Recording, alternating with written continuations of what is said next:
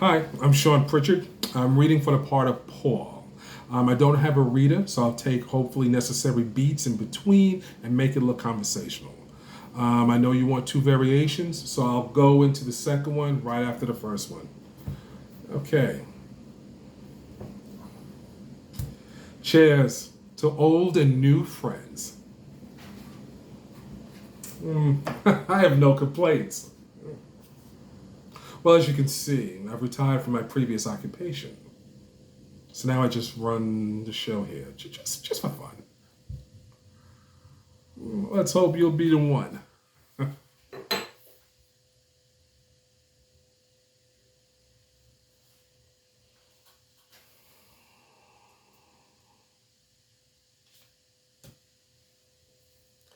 I've seen that face before. Do you know the real reason I run that circus upstairs? It's because of the fighters. I admire their courage. Uh, and I'll explain to you why.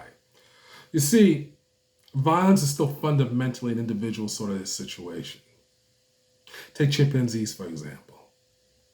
They do not fight if they're not in a group. Just like humans, there's no percentage in it.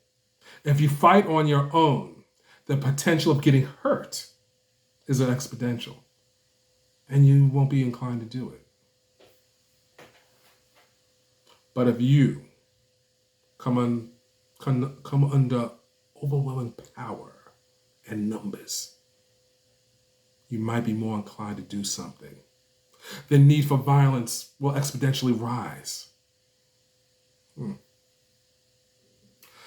The number for a chimpanzee attacking one chimpanzee is 8 to 1.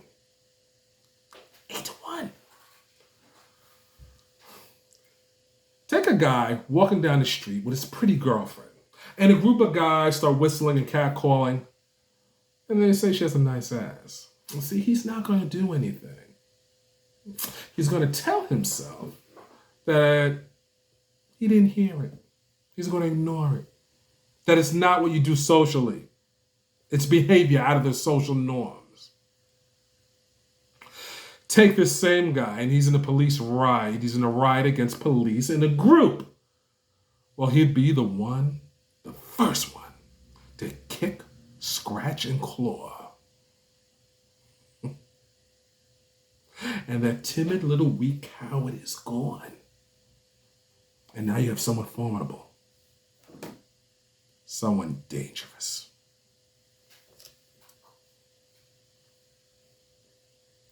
Cheers to new and old friends.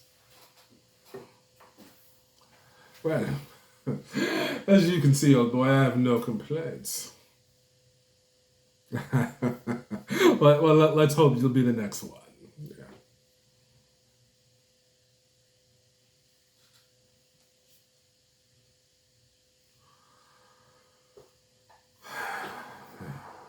I've seen the face before.